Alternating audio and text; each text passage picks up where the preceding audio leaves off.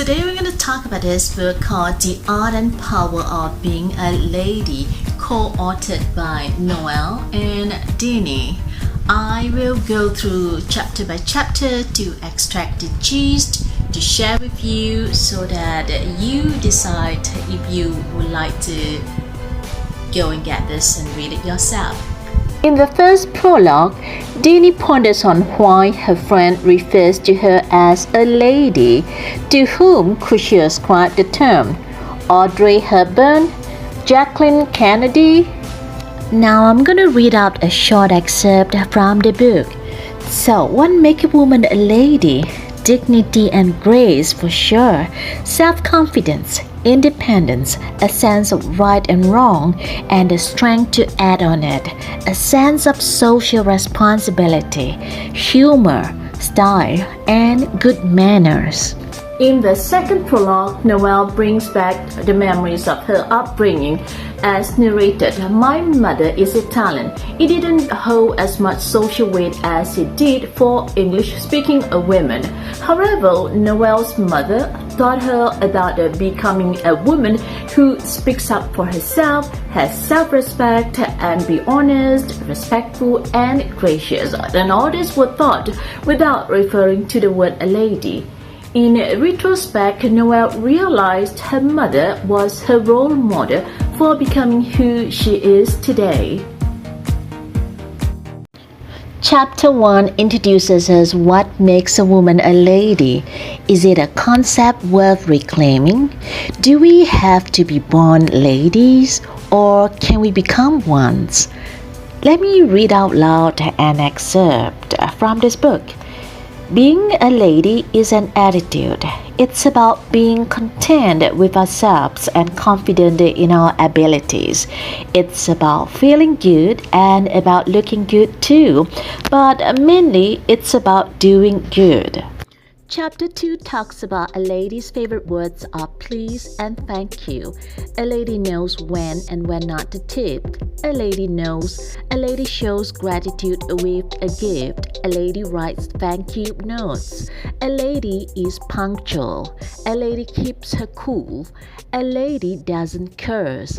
A lady doesn't smoke in the company of non-smokers.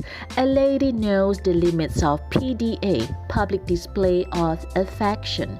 A lady doesn't groom herself at the table.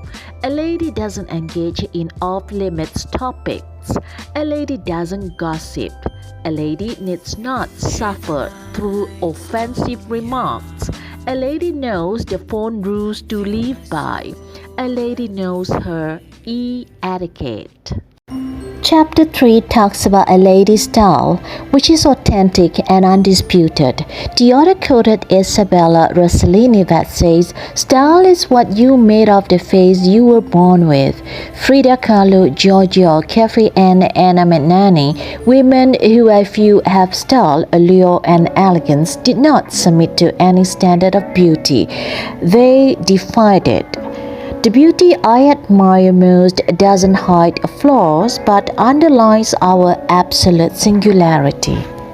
Good friends support us in our time of need. Keep our most embarrassing secrets. Listen patiently while we tell them the same story over and over.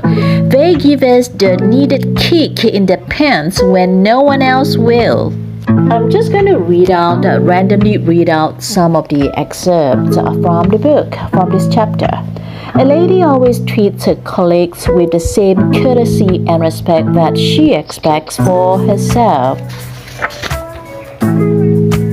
She knows the difference between social and professional functions. She dresses appropriately, and she knows the time and the place. When a lady is faced with a colleague who can't control his or her temper and begins to yell or speaks in a disrespectful manner, she doesn't take it lying down. The best way we have found to handle such behavior is to say in a very calm voice, "Please don't speak to me that way. I'll be happy to continue this conversation when you have calmed down a bit." Party giving is loving, it's giving, it's sharing, it's everybody's chance to light a little candle in the sometimes gloomy corners of the world.